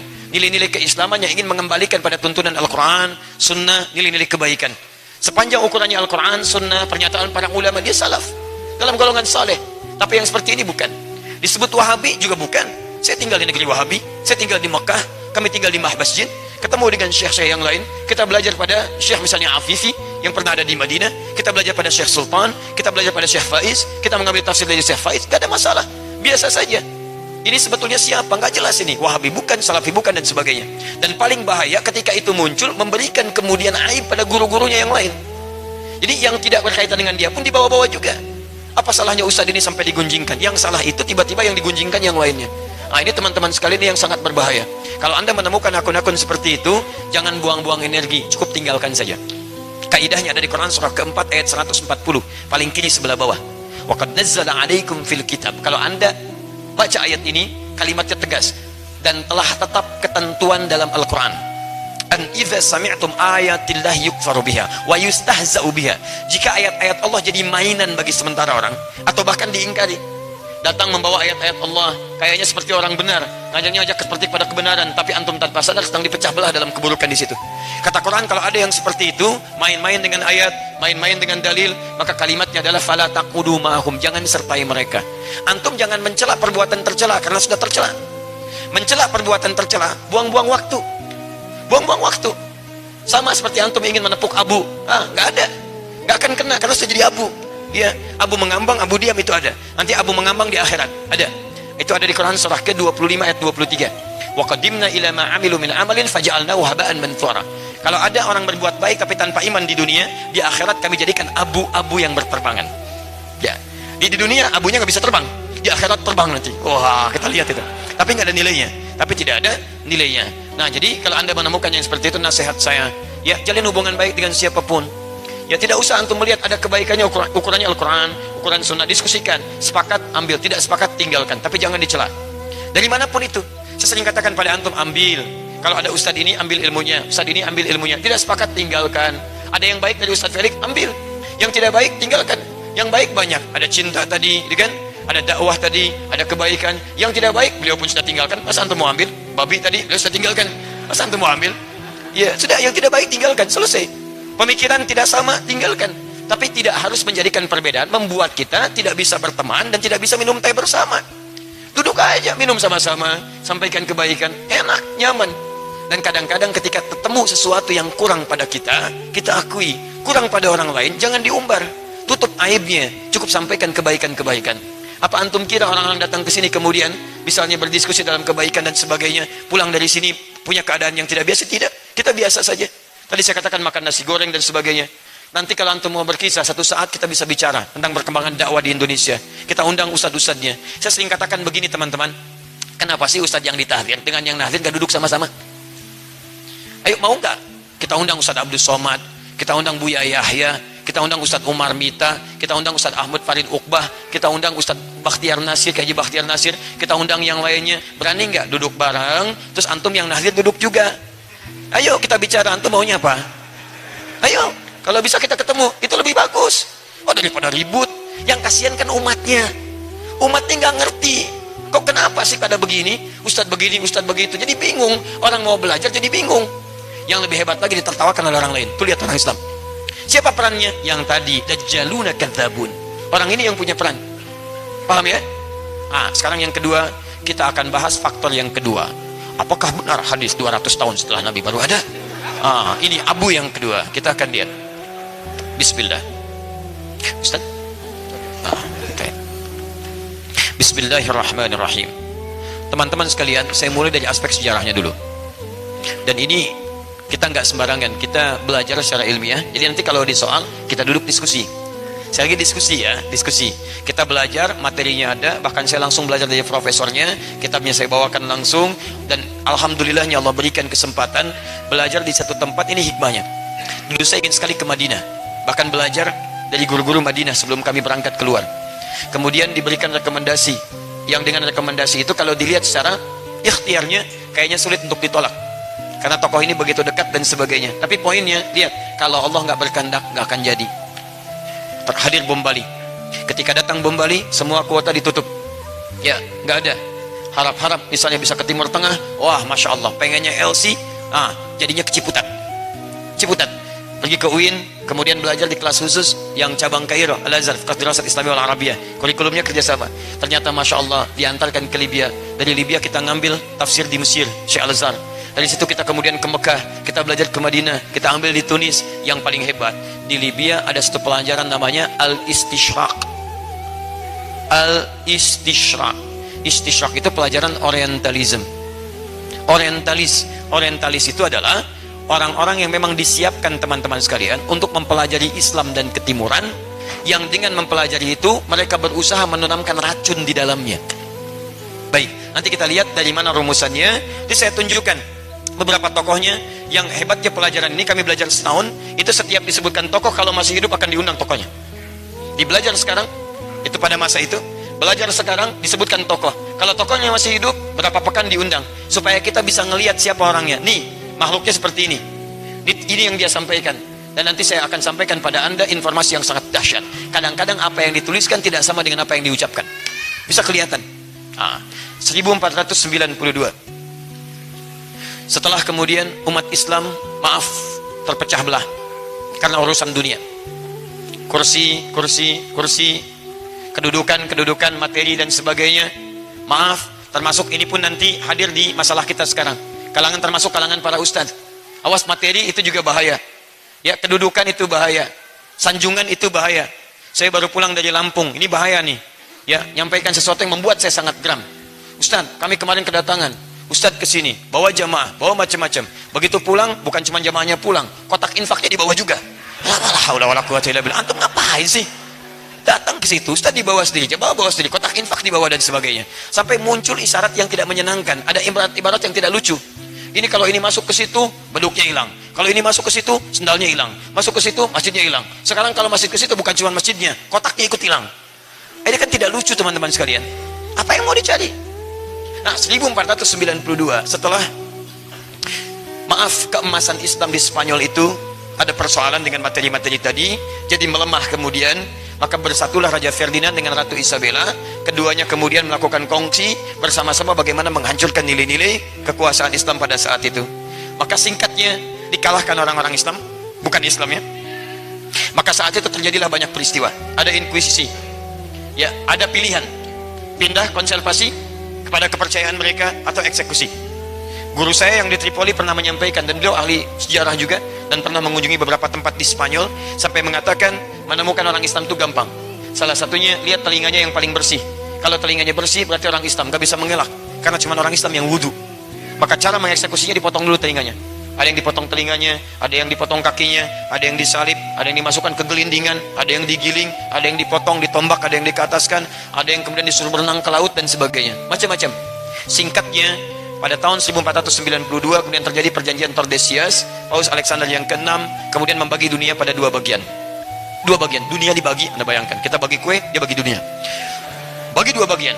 Ada yang barat, ada yang timur. Barat diberikan pada Spanyol, timur diberikan pada Portugis. Maka diberikanlah misi dikenal dengan 3G namanya. Gold, Glory, and Gospel. 3G. Sekarang sudah 4G, pakai LT lagi, ya. Nah, teman-teman sekalian, secara singkat begini. Secara singkat, misi ini berkembang, tapi mereka menyadari, ini singkat saja, materi kuliah singkat. Disadari oleh mereka bahwa tidak ada yang bisa memberikan pencerahan pada dunia dan memberikan kedamaian dan mengatur dunia dengan baik sehingga menjadi saingan dari paham mereka kecuali nilai keislaman. Islam. Kalau Islam bisa maju, umat Islam bisa maju, maka Masya Allah mereka merasa kekuasaan mereka tidak akan muncul. Karena itulah kemudian apa yang terjadi, tidak boleh umat Islam maju lagi. Karena cuma Islam yang bisa memberikan harapan, kedamaian, dan akan bertahan. Karena itulah kemudian dibuatlah oleh mereka suatu sistem pendidikan, yang dengan pendidikan itu mereka akan mengumpulkan research, kerjasama. Maka dimulai di Perancis ada, saya tidak perlu sebutkan kampusnya dulu ya. Kemudian di Portugal ada, di Italia ada, sampai sekarang Amerika pun ikut bikin, Inggris ikut bikin, sampai kemudian ke sebelah sananya juga Rusia ikut bikin, kemudian Belanda ikut bikin dengan Leidennya. Dan di Belanda itulah dirumuskan sampai yang datang menghancurkan Indonesia pun itu dari research ya, nanti kita sebutkan namanya. Teman-teman sekalian, apa yang terjadi? Mereka sudah belajar tentang keislaman. Nah, khazanah pemikiran Islam diambil oleh mereka. Jadi manuskrip diambil, dirampas semuanya. Kemudian setelah itu dikembangkan oleh mereka, yang bernuansa keilmuan dibawa, tapi namanya disamarkan, bahkan dihilangkan. Di karya sipulan dihilangkan sipulannya, diadopsi, diplagiasi, diwujudkan dalam bentuk yang ada. Walaupun tidak setiap penemuan yang ada sekarang jadi plagiasi, bukan. Dulu diambil manuskripnya, dikembangkan oleh mereka. Nah, yang paling menarik adalah setelah itu diambil, mereka menganalisis. Oh, majunya orang Islam menemukan pengetahuan. Ada yang menemukan pesawat terbang seperti Ibnu Firnas, ada yang Abbas bin Firnas lahir tahun 815 Masehi. Ada yang menemukan kimia seperti misalnya Jabir bin Hayyan lahir tahun 810 Masehi. Ada yang menemukan teori relativitas setelahnya seperti Ibnu Sina ketika mengkaji misalnya surah Al-Ma'arij dengan surah As-Sajdah ayat yang kelima. Mereka amati itu semua. Ketika diamati, mereka berkesimpulan bahwa mustahil kalau ini bisa berkembang lagi kecuali kita bisa analisis sumber-sumbernya. Apa sumbernya? Al-Quran, Sunnah. Karena ketika menemukan itu berasal dari Quran, ketika menemukan itu berasal dari motivasi Sunnah. Akhirnya apa yang mereka rumuskan? Mesti ada satu perhimpunan yang anggotanya fokus mengkaji Al-Quran dan Sunnah. Pahami itu semua. Kalau bisa kemudian cari kelemahannya, cari celah-celahnya, cari ayat-ayat yang bisa dipersoalkan. Begitu kemudian Anda temukan, rumuskan semuanya itu. Jadi ada yang fokus di bidang Quran, ada yang fokus di bidang hadis. Ketika mereka menemukan itu, cari kesalahan dari gramatikalnya, dari sisi sejarahnya, dari macam-macamnya. Kemudian cari lagi di hadis, cari kesalahannya, cari urutannya sampai ditemukan dan jadi pegangan bagi generasi setelahnya. Perhimpunan inilah kemudian yang disebut dengan orientalis istishraq. Kajiannya disebut dengan orientalism. Tokohnya banyak. Dan itu teman-teman sekalian, kalau belajar mereka serius, dananya kuat, support habis, dan belajarnya nggak nanggung. Kalau Quran mesti hafal Quran, Pak. Hafal Quran, Anda bayangkan. Saya pernah menghadapi di Tripoli ketika dialog gitu, ya, antar kepercayaan. Saya sebut agama itu saya yakin cuma Islam. Kalau yang lain bukan agama, ya, cuma ini keyakinan saya, ya. Yang lain boleh beda, silahkan, kita menghormati perbedaan orang lain. Jadi ketika berdialog dengan tokoh di kepercayaan lain, tiba-tiba kita dialog dengan isi kitab, dalil nas, hafal Quran dia, hafal Quran. Tapi hafalannya tidak ditujukan untuk mendatangkan imannya, hanya untuk mencari kesalahan. Makanya dibalas oleh bahasa Quran, Quran surah ke-17 ayat 82. Ya, wa nunazzilu minal Qur'ani ma huwa syifaa'un wa rahmatun lil mu'minin wa la yazidudz zalimina illa khasara. Penghafal Quran yang zalim enggak akan dapat apa-apa kecuali kerugian. Cuman capek menghafal, petunjuk enggak dapat di situ. Tapi poinnya, ketika mereka ingin menganalisis Al-Quran sampai menghafalkan Qurannya. Bahkan ada yang membuat indeks Al-Quran, bahkan ada yang membuat urutan-urutan kesalahan Al-Quran, yang sekarang di antara karya-karya mereka dipakailah kemudian bekerja sama dengan sebagiannya dari misionaris. Antum pernah lihat sekarang kisah pendeta yang viral itu, yang katanya murtad, terus dia menyoal begini-begini, itu bahannya udah lama dari orientalis dulu. Kami sudah punya bahannya dari sejak dulu itu, sudah ada, dan gak akan beda, yang disoal pasti itu aja. Tentang poligami, tentang sholat, tentang ayat, tentang itu sama bahannya. Padahal kalau saya jadi supirnya, saya katakan, maaf Pak, Bapak telat. Ini sudah disampaikan sebelum Bapak. Kalau Bapak mau tahu, ayo kita duduk sama-sama. Kasih tahu tuh, telat Pak. Sudah dari dulu itu ada. Bahkan yang ngacak-ngacak daerah kita sampai memecah Aceh, stok hogronya. Siapa stok hogronya itu? Orientalis. Dia nggak bawa senjata, dia bawa kitab Pak, bawa kitab. Bahkan aku Muslim ke Mekah.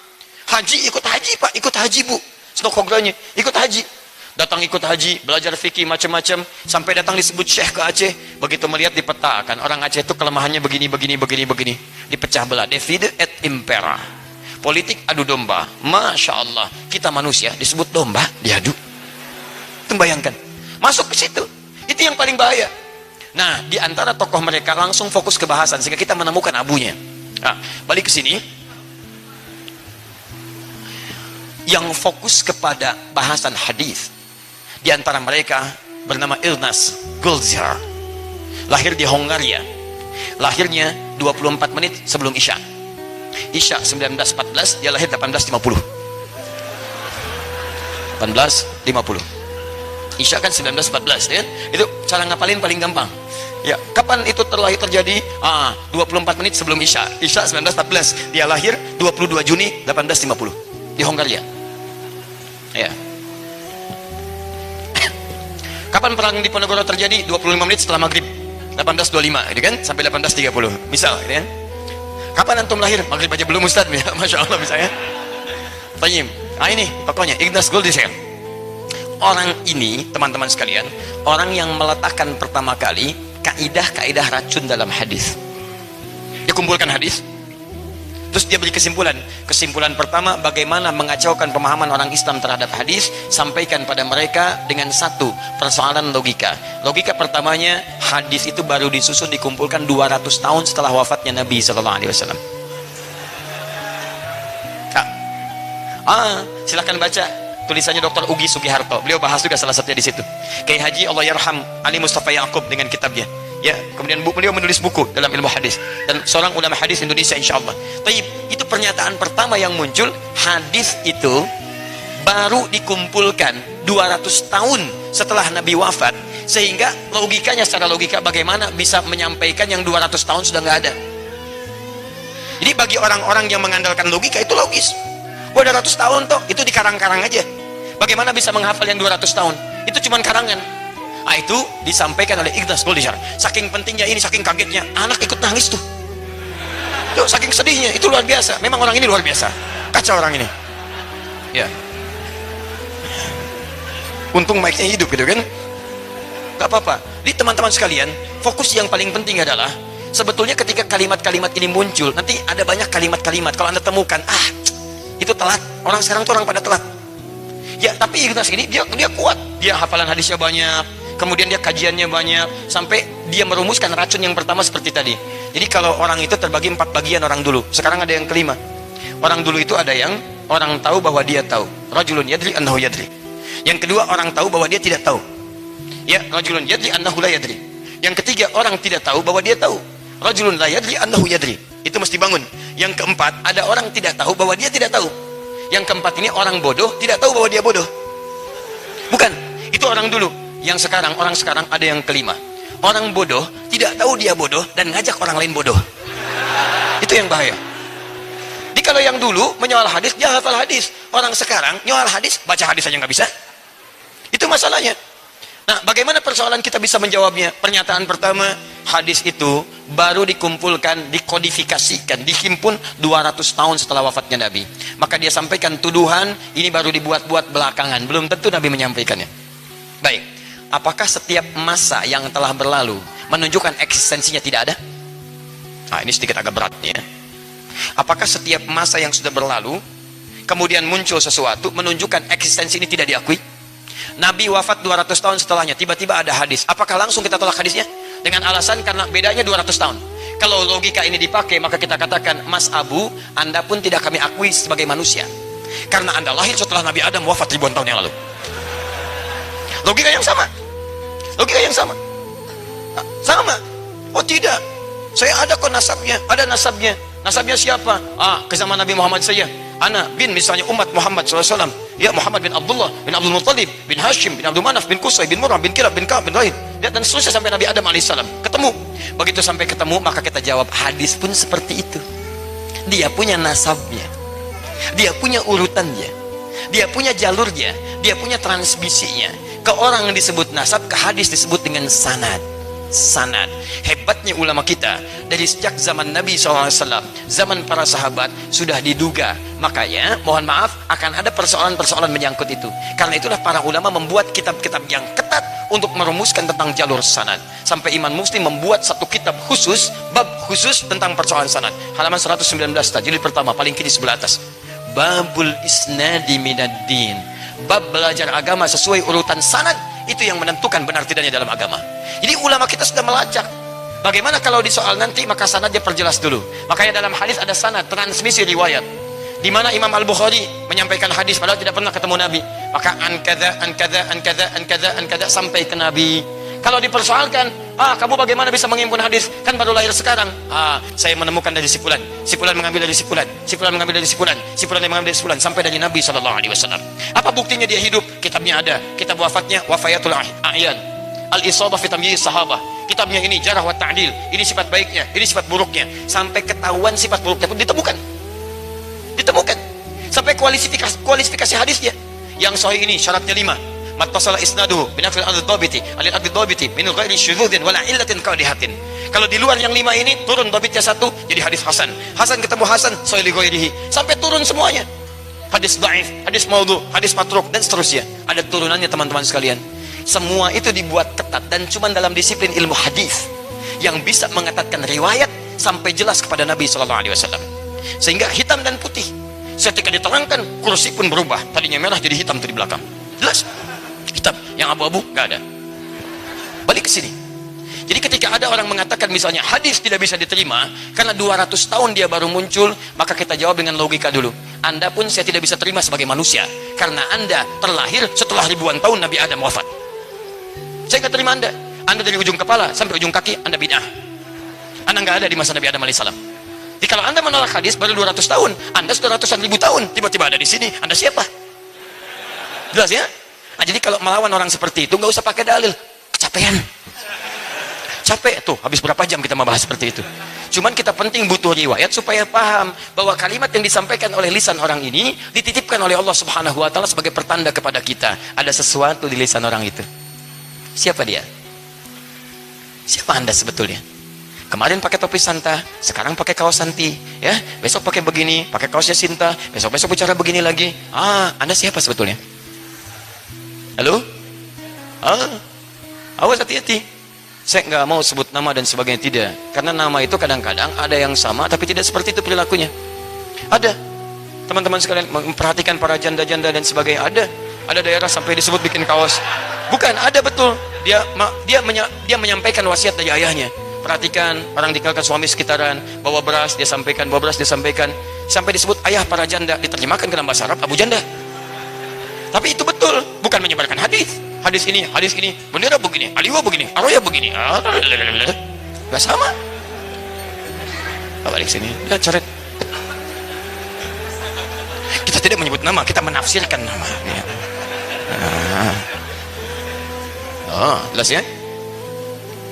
Jadi teman-teman sekalian, turunannya, saudara-saudaranya itu kayak liberal, sekuler, plural, itu saudaranya semua. Saudara semua nyambung, runtutan akhirnya itu ke sini. Saudara akhirnya.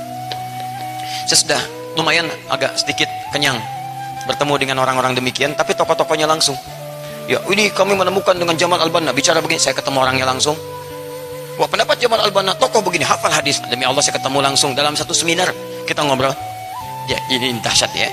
Begitu berpaling dari Al-Quran, maka Quran pun tidak ridho diucapkan dalam lidahnya. Tadinya hafal Quran, paham banyak hadis, orang tuanya ahli hadis, tapi tiba-tiba hilang, muncul di barat, pulang dari barat, tiba-tiba berubah, pemikirannya berubah, bicara begini, diundang ke Libya. Begitu diundang, mengucapkan kul huwallahu ahad, terbolak-balik ayatnya. Ketika bertemu kemudian terpisah dari rombongan, baru berkata, kalau masih bisa konsisten dalam kebaikan, jangan coba-coba masuk ke ranah ini, karena kalau sudah masuk sulit keluarnya. Kalimat yang kami dengar sendiri, langsung ada keterangan dan sebagainya, maksudnya langsung sampai dengan keterangannya. Jadi teman-teman sekalian, sama jalurnya ke sini ujung-ujungnya, korelasinya sama. Itu tantangan kita. Antum gak usah marah karena itu tantangan dunia, jangan marah. Kita tertantang dengan itu semua, artinya antum mesti pintar, mesti belajar, jangan mencela. Kalau mencela antum kalah. Dia belajar bahasa kita, kita saja belajar bahasa dia. Dia belajar pemikiran kita, kita belajar pemikiran dia. Bikin antum kelas pemikiran, bikin kelas orientalis, pelajari mereka siapa, sehingga dengan itu antum melawan dengan ilmiah. Dia ilmiah, antum ilmiah. Masa dia pakai ilmiah, antum pakai otak, maksudnya marah-marah dan sebagainya, antum pakai emosi, kan gak nyambung. Dia pakai ilmiah, antum pakai lisan, antum pakai celaan, antum yang kalah. Tidak, lawan dengan kebaikan lagi. Dan jangan cari pertentangan yang kontraproduktif, tidak. Tulisan balas dengan tulisan, ilmiah dengan ilmiah lagi, data dengan data lagi, data dengan data lagi. Data kurang, sampaikan. Wah, saya masih ingat itu, masuk Top Cafe dari awal, ya, tiketnya 30 lira, kemudian masuk, ya, baru bukanya seperti ini. Paling kiri itu yang perempuan, paling kiri perempuan, paling kanannya dia pakai rompi sebelah sini, masuk belok kanan, di situ ada tentara, pegang seperti ini.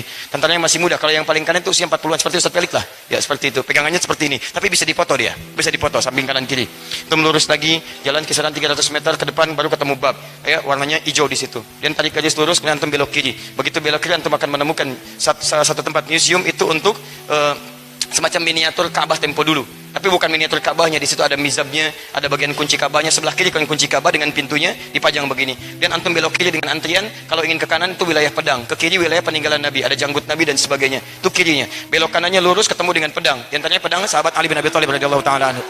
Betul saja. Ya, lurus sedikit pedang Nabi Muhammad sallallahu alaihi wasallam.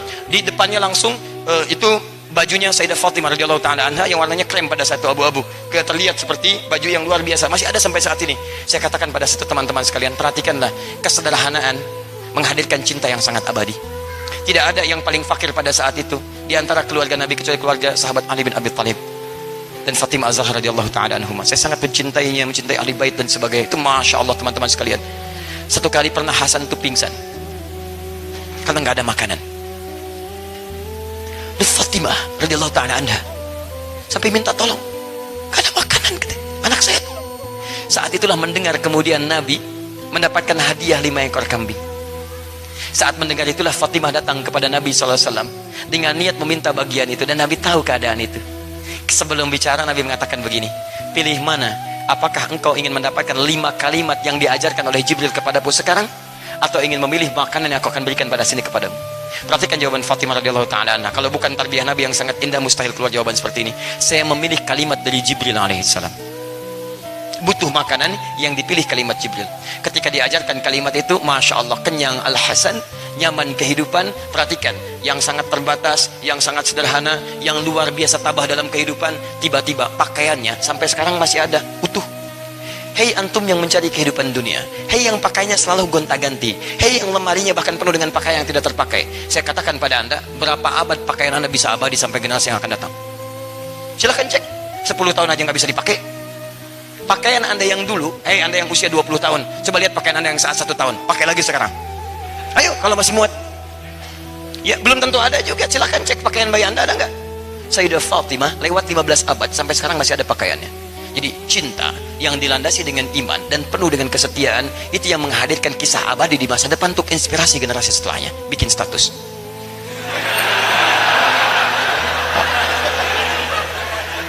Lurus, turun tangga, tangganya jumlahnya ada 7, belok kiri, kemudian belok kiri, antum menemukan tangga lagi, kanan dengan kiri. Kalau kiri antum keluar, langsung melewati bagian, tapi antum bisa foto-foto, ada bendera Turki di depannya. Belok kanan lurus, ke situ antum menghadapkan Selat Bosporus, kemudian antum bisa turun tangga, tangganya jumlahnya 19, turun ke bawah, ada hotel sebelah kiri, ada toiletnya masuk sebelah ujung, paling ujung.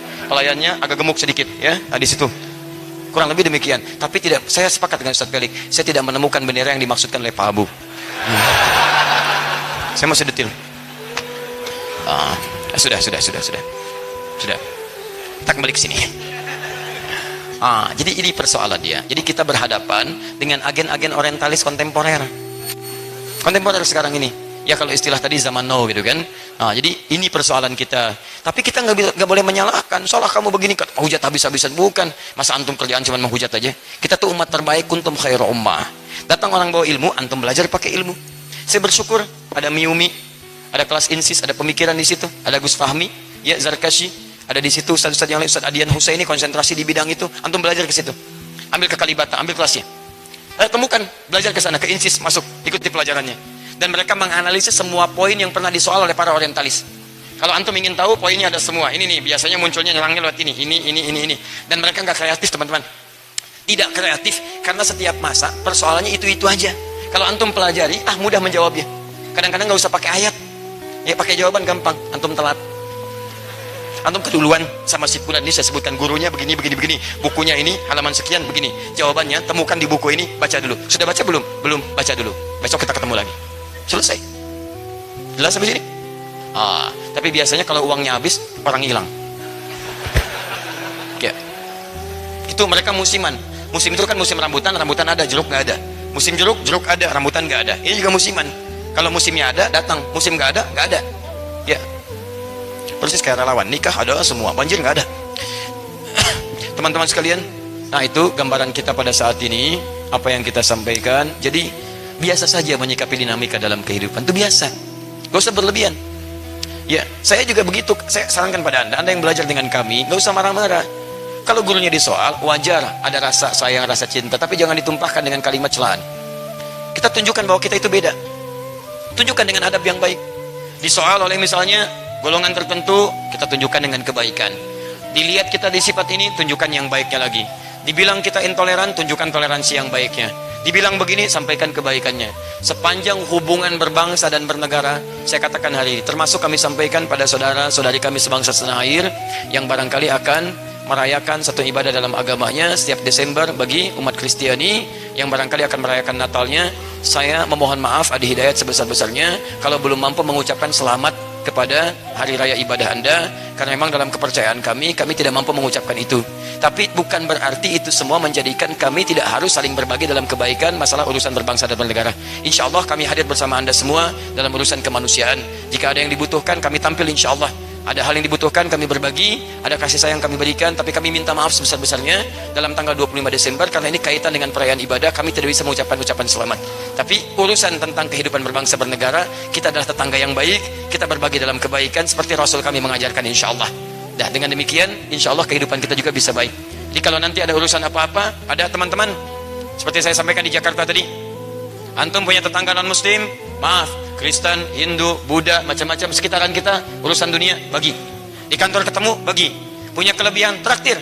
Ya, dan ucapkan kalimat tauhid. Tumben traktirnya hari ini, alhamdulillah, bukan karena tumben, Allah perintahkan saya untuk berbagi. Sebutkan kalimat Allahnya. Besoknya begitu belum berbagi, dia muncul lagi. Allah nggak perintahkan hari ini. Oh, masya Allah. Luar biasa. Nggak apa-apa lah ya, nggak apa-apa. Kadang-kadang kita butuh kalimat-kalimat lebih. Nah, itu barangkali pertemuan kita hari ini. Kalau ada pertanyaan-pertanyaan belum bisa dibahas, itu barangkali hal yang berbeda. Tapi intinya, saya ingin mengajak kita bersikap dewasa. Itu kan? Biasa. Itulah kehidupan. Ya. Sebentar. Sanaha kita takbir. Takbir. Itu lebih enak daripada sanaha sini. Sanahu, nggak enak kehidupan. Sudah, teman-teman, sederhana saja. Ajakan saya yang pertama, mari kita tampilkan nilai-nilai keislaman dalam kehidupan kita. Berislam itu menampilkan seutuhnya. Lisannya Islami, pandangannya Islami, tangannya Islami, kakinya Islami. Apapun profesi Anda, saya Adi Hidayat menyarankan, mari kita bantu kehidupan berbangsa ini. Bangsa kita mesti maju. Bangsa kita mesti punya peran di dunia. Jangan diatur oleh peran bangsa lain, negara lain dan sebagainya. Kita mesti mandiri. Kita mesti berdikari. Kita mesti tampilkan nilai kekuatan kita. Dan di bangsa kita ini, saham terbesarnya itu umat Islam. Saham dari populasinya, umat Islam paling banyak. Saham dalam kemerdekaannya, umat Islam paling berdarah-darah. Semuanya kita akui, yang lain punya peran. Tapi kita juga harus punya peran lebih untuk membangun bangsa ini. Karena itu, mohon maaf, kalau kehidupan berbangsa diisi oleh orang-orang yang tidak berakhlak, tidak beradab, dan orang-orang tidak punya pengetahuan, maka bangsa ini tidak akan berkembang. Maka saya ajak antum semua, ayo belajar setinggi-tingginya. Cari profesi yang terbaik, tunjukkan nilai keislaman, dan isi setiap lini kehidupan. Cuman ingat betul, setiap Anda akan menerapkan nilai keislaman dalam kehidupan, disitulah makhluk-makhluk ini akan muncul.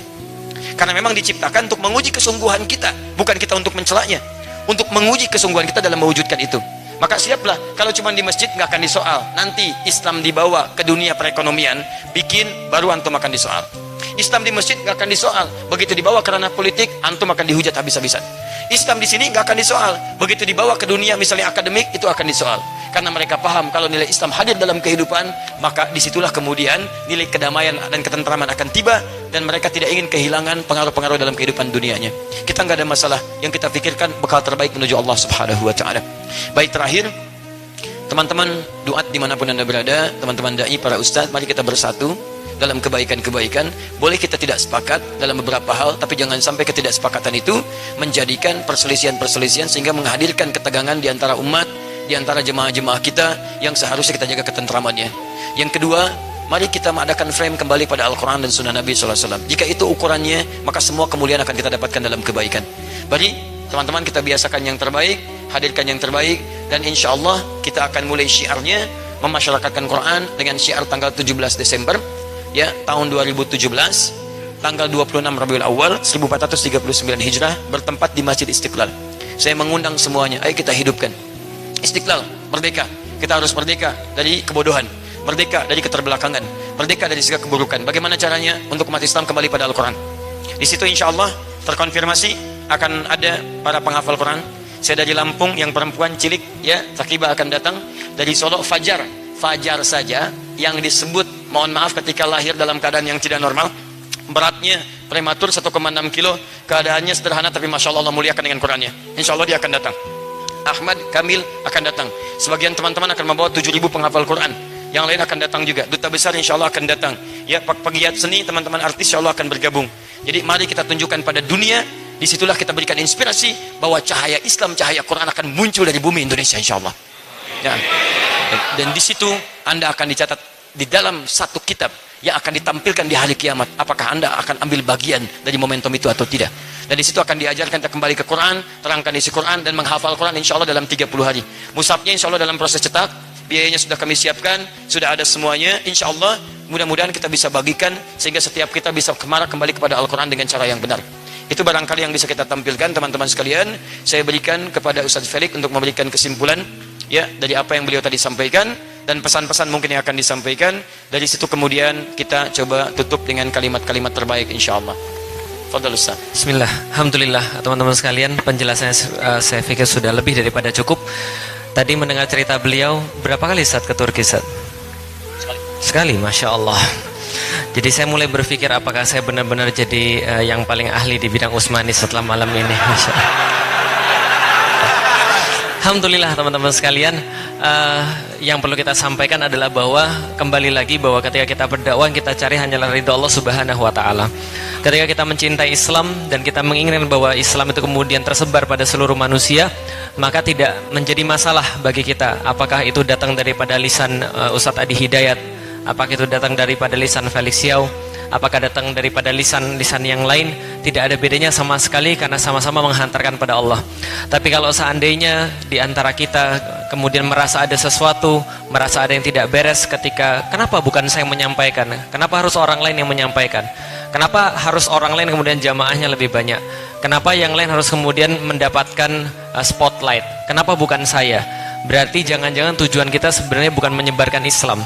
Tujuan kita bukan mengenalkan Allah, tapi jangan-jangan tujuan kita ini adalah mengenalkan diri sendiri sebenarnya. Maka sebenarnya ketika kita berdakwah, ketika kita menyampaikan Islam, benar-benarlah dalam kemudian menjaga niat.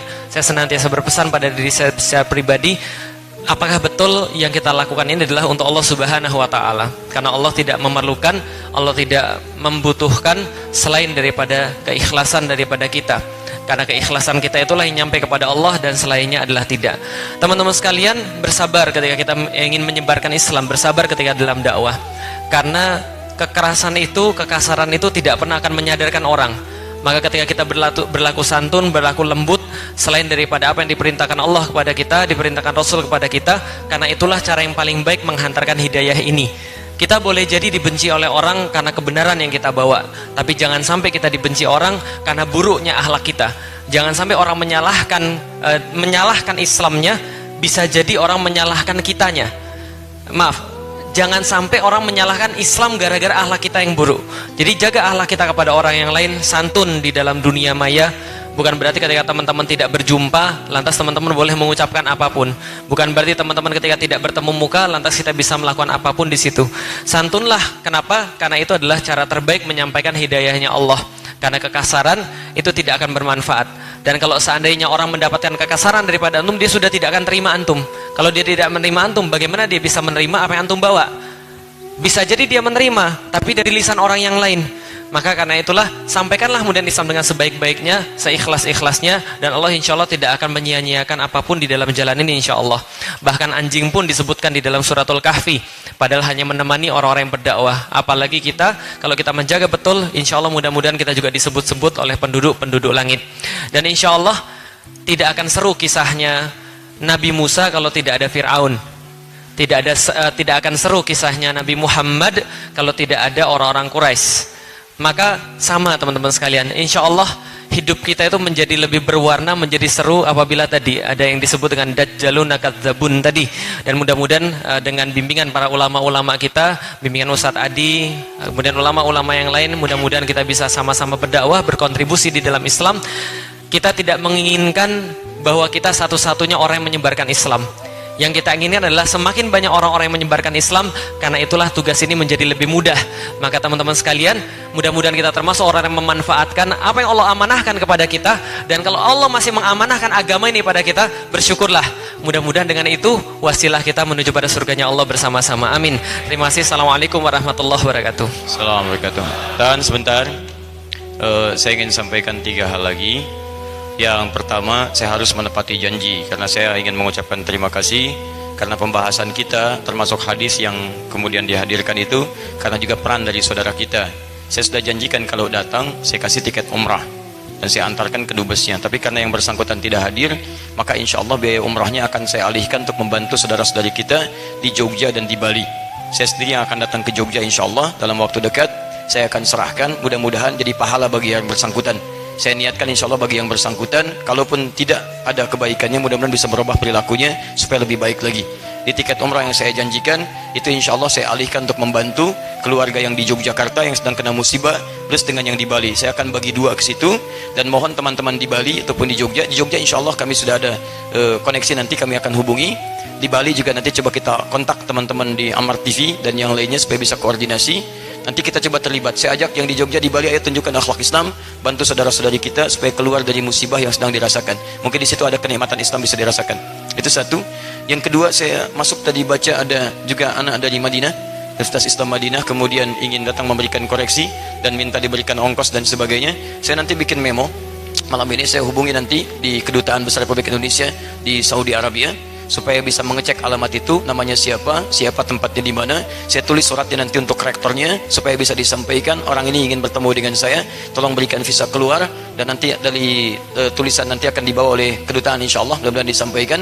Saya berikan ongkosnya untuk datang, insyaallah dijemput. Kalau nanti orangnya bisa dan dia mau, kita akan hadirkan tanggal 17 nanti Desember di Istiqlal, langsung di hadapan duta besar Saudinya. Dia silahkan saya berikan waktu bicara tentang kesalahan-kesalahan saya, supaya semua orang bisa tahu, saya bisa merenungi. Kalau benar saya katakan dia benar, kemudian saya akui. Kalau mungkin dia salah, kemudian disitulah kita belajar bahwa tidak baik kita menantang seseorang dan menyampaikan sesuatu pada hal yang tidak baik. Ya, insya Allah saya nanti penuhi permintaannya. Apakah mau atau tidak itu urusan yang bersangkutan. Ya, yang penting gak ada masalah, ada masalah tampilkan, ada kebaikan kita sampaikan. Yang terakhir, tadi ada banyak hal kita dapatkan. Tidak akan seru kisahnya Musa kalau tidak ada Fir'aun. Tidak akan seru kisah Nabi Muhammad SAW kalau tidak ada Abu Jahal, Abu Lahab. Tidak akan seru kisahnya Ustadz Felix kalau tidak ada abu-abu yang lainnya, gitu kan? Karena itu sudah jadikan itu bagian dari bumbu kehidupan kita.